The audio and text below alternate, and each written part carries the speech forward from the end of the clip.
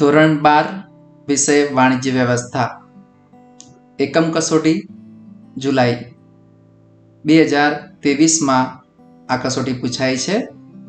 તો તેના વિશે વાત કરીએ. એકમ કસોટીમાં વિભાગ એ માં કુલ 5 પ્રશ્ન આવશે વૈકલ્પિક, જેની અંદર તમારે સાચો વિકલ્પ પસંદ કરવાનો છે અને દરેકનો 1 ગુણ મળવાપાત્ર છે. વિભાગ બી માં તમે જોઈ શકો છો અહીંયા, તેમાં પણ 5 પ્રશ્ન આપેલા હશે. એક વાક્યમાં તમારે જવાબ લખવાના છે. વિભાગ સી ની અંદર ફક્ત પ્રશ્ન 11 અને પ્રશ્ન 12 એટલે કે કુલ 4 ગુણનો પ્રશ્નપત્ર હશે, એટલે કે 4 માર્ક્સ થશે. તમે જોઈ શકો છો. વિભાગ ડી ની અંદર પણ તમારે 13 અને 14 તેની અંદર એક પ્રશ્નના 3 ગુણ મળવાપાત્ર છે, એટલે વિભાગ ડી 6 ગુણનો હશે. અને વિભાગ ઈ ની અંદર પણ એક પ્રશ્નનો જવાબ તમારે વિસ્તારપૂર્વક લખવાનો છે, જેનો અથવા આપેલ હશે.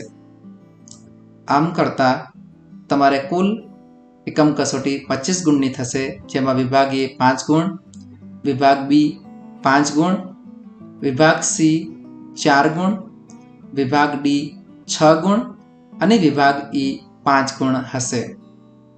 તો ચલો ઉદાહરણ તરીકે આપણે જોઈએ વિભાગ એ.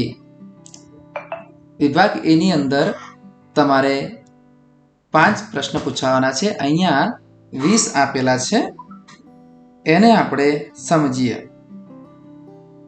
પ્રશ્ન 1 તમે ધ્યાનથી જુઓ. અન્ય વ્યક્તિઓ પાસેથી કામ લેવાની કળાને શું કહે છે? તો આનો જવાબ આવશે સંચાલન. બીજી રીતે પણ પૂછી શકાય છે. સંચાલન એટલે અન્ય વ્યક્તિ પાસેથી કામ લેવાની કળા. પ્રશ્ન 2 જોઈએ. પ્રવૃત્તિની દ્રષ્ટિએ સંચાલન કેવી પ્રવૃત્તિ છે? તો અહીંયા જોઈ શકો છો, સંચાલન સર્વવ્યાપી પ્રવૃત્તિ છે. પ્રશ્ન 3 જોઈએ. સંચાલનની સપાટીઓ કેટલી છે? જોઈ શકો છો વિકલ્પો. જવાબ આવશે 3. પ્રશ્ન 4. ઉચ્ચ સપાટી સંચાલનમાં કોનો સમાવેશ થાય છે? અહીંયા જોઈ શકો છો. તો સાચો જવાબ આવશે જનરલ મેનેજર. પ્રશ્ન 5 જુઓ. તળ સપાટીને બીજા કયા નામે ઓળખવામાં આવે છે? તો તળ સપાટીને અહીંયા વિકલ્પ આપેલો છે કાર્યકારી સપાટી તરીકે, નિમ્ન સપાટી પણ કહી શકાય છે એને. ઓકે, તો અહીંયા જવાબ આવશે કાર્યકારી સપાટી. નિરીક્ષકોની સપાટી પણ કહી શકાય છે તળ સપાટીને, એ પણ ખાસ ધ્યાન રાખજો. પ્રશ્ન 6. નીચેનામાંથી કોનો સમાવેશ સંચાલનની એક પણ સપાટીમાં થતો નથી? ધ્યાનથી જુઓ, જેની અંદર સાચો જવાબ આવશે કામદાર. પ્રશ્ન 7 જોઈએ. નીચેના પૈકી કોઈ એકનો માનવ સંસાધન સંચાલનમાં સમાવેશ થતો નથી. અહીંયા વિકલ્પો આપેલા છે. તાલીમ અને વિકાસ માનવ સંસાધનમાં આવે છે, ભરતી અને પસંદગી પણ માનવ સંસાધનમાં આવે છે, બઢતી અને બદલી પણ આવે છે. તો સમારકામ અને જાળવણીનો સમાવેશ માનવ સંસાધન સંચાલનમાં થતો નથી. નેક્સ્ટ ક્વેશ્ચન જુઓ. જ્ઞાનને અમલમાં મૂકવાની સરળ પદ્ધતિ એટલે શું? તો સાચો જવાબ આવશે કળા. પ્રશ્ન 9 જોઈએ. ડોક્ટર જ્યોર્જ ટેરીના મત મુજબ વિજ્ઞાન વ્યક્તિને શું શીખવે છે? તમે ધ્યાનથી વિકલ્પો જુઓ. સાચો જવાબ આવશે જાણવાનું. પ્રશ્ન 10. વ્યવસાય મંડળો પોતાના વ્યવસાય માટે કઈ બાબતોનું ઘડતર કરે છે? તો સાચો જવાબ આવશે આચાર સંહિતા એટલે કે પ્રોટોકોલ. પ્રશ્ન 11 જોઈએ. સંચાલનના સિદ્ધાંતો એટલે શું? તો સાચો જવાબ આવશે સિદ્ધાંતો એ અનુભવનો નિચોડ છે, એટલે સાચો વિકલ્પ આવશે એ. 12મો પ્રશ્ન ધ્યાનથી જુઓ. વૈજ્ઞાનિક સંચાલન વિચારધારાના પ્રણેતા કોણ છે? તો વૈજ્ઞાનિક સંચાલન વિચારધારાના પ્રણેતા ફ્રેડરિક ટેલર છે. નેક્સ્ટ ક્વેશ્ચન જોઈએ. નવ પ્રશિષ્ટ વિચારધારાના પ્રણેતા કોણ છે? વિકલ્પ ધ્યાનથી જુઓ. સાચો જવાબ આવશે એલ્ટન મેયો. આધુનિક સંચાલનના પિતા કોણ છે?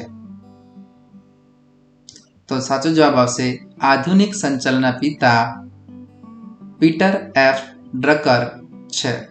તો સાચો જવાબ વિકલ્પ ડી. પ્રશ્ન 15 જોઈએ. જો કર્મચારીને તેમની કાર્યક્ષમતાનો યોગ્ય બદલો ન મળે તો શેમાં વધારો થાય છે? તમે જોઈ શકો છો વિકલ્પ અહીંયા આપેલા છે. તો મજૂર ફેરબદલી એનો સાચો જવાબ છે. જો કર્મચારીને તેમની કાર્યક્ષમતાનો યોગ્ય બદલો ન મળે તો મજૂર ફેરબદલીમાં વધારો થાય છે. પ્રશ્ન 16 જુઓ. આયોજનને કોની સાથે સંબંધ છે? તો આયોજનને ભવિષ્ય સાથે સંબંધ છે. વિકલ્પ ડી. પ્રશ્ન 17 જોઈએ. આયોજનની વિધિનો પ્રથમ તબક્કો જણાવો. વિકલ્પ ધ્યાનથી જુઓ. તો સાચો જવાબ આવશે હેતુ નિર્ધારણ. પ્રશ્ન 18 જોઈએ. એકમનું જીવન ધ્યેય નક્કી કરતી યોજના કઈ છે? તો એકમનું જીવન ધ્યેય નક્કી કરતી યોજના એટલે વ્યૂહાત્મક યોજના છે. નેક્સ્ટ ક્વેશ્ચન જોઈએ. આયોજનમાં નક્કી કરેલા ધ્યેયને પાર પાડવા સંચાલકો જે નિર્ણયો અને વ્યૂહરચના નક્કી કરે તેને શું કહેવાય? તો સાચો જવાબ આવશે નીતિ. નેક્સ્ટ ક્વેશ્ચન જોઈએ. સફળ આયોજન માટેની પૂર્વ શરત કઈ છે? તો સફળ આયોજન માટેની પૂર્વ શરતનો સાચો જવાબ છે પરિવર્તનશીલતા. તો આપણે આ રીતે વાત કરી સેક્શન એ. હવે ઝડપથી સેક્શન બી તરફ જઈએ. તેના પ્રશ્નો ધ્યાનથી તમે જોઈ લેશો અને તૈયાર કરશો. ધ્યાનથી જુઓ. વિભાગ બી. પ્રશ્ન 1. સંચાલન એટલે શું? સંચાલન કઈ કઈ પ્રવૃત્તિઓમાં જરૂરી છે? પ્રશ્ન 3. એકમના સંચાલન અંગેની સર્વોચ્ચ સત્તા ધરાવતી સપાટીને કઈ સપાટી કહેવાય છે? પ્રશ્ન 4. મધ્ય સપાટી સંચાલન બીજા કયા નામથી ઓળખાય છે? પ્રશ્ન 5. યંત્રોની ગોઠવણી અને સમારકામને લગતા કાર્યો સંચાલનની કઈ સપાટીએ થાય છે? પ્રશ્ન 6. સીઈઓનું વિસ્તૃત રૂપ લખો. 7. પેદાશ મિશ્રમાં કયા ગુણધર્મોનો સમાવેશ થાય છે? પ્રશ્ન 8. કિંમત અંગેના નિર્ણયોમાં કઈ બાબતોનો સમાવેશ થાય છે? પ્રશ્ન 9. વિતરણ અંગેના નિર્ણયોમાં કઈ બાબતોનો સમાવેશ થાય છે? પ્રશ્ન 10 જુઓ. આઈઆઈએમનું વિસ્તૃત રૂપ લખો. 11. એમબીએનું વિસ્તૃત રૂપ લખો. પ્રશ્ન 12. બીબીએનું વિસ્તૃત રૂપ લખો. પ્રશ્ન 13. સંચાલનના સિદ્ધાંતો એટલે શું? પ્રશ્ન 14. સમય નિરીક્ષણ એટલે શું? 15. સંચાલન વિચારધારાઓ એટલે શું? 16. વર્તન સંબંધિત વિચારધારામાં કયા કયા ખ્યાલોનો સમાવેશ થાય છે? પ્રશ્ન 17 જોઈએ. આયોજન કયા કયા ક્ષેત્રમાં જોવા મળે છે? પ્રશ્ન 18 જોઈએ. ORનું વિસ્તૃત રૂપ આપો. પ્રશ્ન 19. જુઓ અને આગળ વધોનો સિદ્ધાંત ક્યારે અપનાવાય છે? અને પ્રશ્ન 20. અંદાજપત્રના પ્રકારો જણાવો. આ 20 પ્રશ્નો સારી રીતે તૈયાર કરી લેશો. હવે જોઈએ વિભાગ સી. અહીંયા તમારે જોઈ શકો છો અહીંયા કુલ 10 પ્રશ્નો આપેલા છે. તો તમારે આ 10 ખૂબ સારી રીતે તૈયાર કરી લેશો. એક. જ્યોર્જ ટેરીના મતે 6Mમાં કોનો સમાવેશ થાય છે? પ્રશ્ન 2. સંચાલનથી સમાજને કયા લાભ મળે છે? પ્રશ્ન 3. સંચાલનની વિવિધ સપાટીઓની માત્ર આકૃતિ દોરો. પ્રશ્ન 4, સંચાલનની મધ્ય સપાટીએ થતા કોઈ પણ બે કાર્યો જણાવો. પ્રશ્ન 5, સંચાલનની ઉચ્ચ સપાટીએ કોનો સમાવેશ થાય છે? પ્રશ્ન 6, વૈજ્ઞાનિક સંચાલન એટલે શું? પ્રશ્ન 7, હુકમની એક વાક્યતાનો સિદ્ધાંત સમજાવો. પ્રશ્ન 8, રૂલ ઓફ થંબ કોને કહે છે? પ્રશ્ન 9, ટેલરની ભિન્ન વેતન દરની પદ્ધતિ વિશે સમજાવો. અને 10, હેનરી ફેયોલે ઔદ્યોગિક સાહસની પ્રવૃત્તિને કયા 6 ભાગમાં વહેંચી છે? નામ આપો.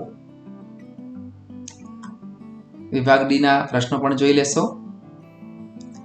એમાં 8 પ્રશ્ન આપેલા છે. સંચાલન એક વિજ્ઞાન છે, સમજાવો. સંચાલન એક કળા છે, સમજાવો. સંચાલન એક વ્યવસાય છે, સમજાવો. સંચાલનના સિદ્ધાંતોના મહત્વ અંગે ચર્ચા કરો. આધુનિક વિચારધારા વિશે ટૂંક નોંધ લખો. વર્તન સંબંધિત વિચારધારાઓ વિશે સમજાવો. પીટર એફ ડ્રકરનું સંચાલન ક્ષેત્રે પ્રદાન જણાવો. હેનરી ફેયોલના સંચાલનના કોઈ પણ 3 સિદ્ધાંતો સમજાવો. વિભાગ ઈ પણ જોઈ લેશો. 4 પ્રશ્નો અહીંયા આપેલા છે. આયોજન એટલે શું? તેની લાક્ષણિકતાઓ સમજાવો. આયોજનની વ્યાખ્યા આપી તેની પ્રક્રિયા સમજાવો. આયોજનની મર્યાદાઓ સમજાવો. આયોજનના ઘટકો સમજાવો. તો આ રીતે વિદ્યાર્થી મિત્રો અહીંયા આપણે 2023 જુલાઈ એકમ કસોટીના પ્રશ્નપત્રની વાત કરી છે, જેની અંદર વિભાગ એ 5 વિકલ્પો, વિભાગ બી એમસીક્યુ એક વાક્યમાં જવાબ આપો, 5 માર્ક્સ હશે. એના પછી 2 માર્ક્સના પ્રશ્નો હશે. વિભાગ ડી ની અંદર 3 ગુણના 2 પ્રશ્ન હશે અને વિભાગ ઈ ની અંદર 5 ગુણનો 1 પ્રશ્ન હશે. આ રીતે તમારે પ્રશ્નપત્રના જવાબ આપવાના રહેશે. Thank you.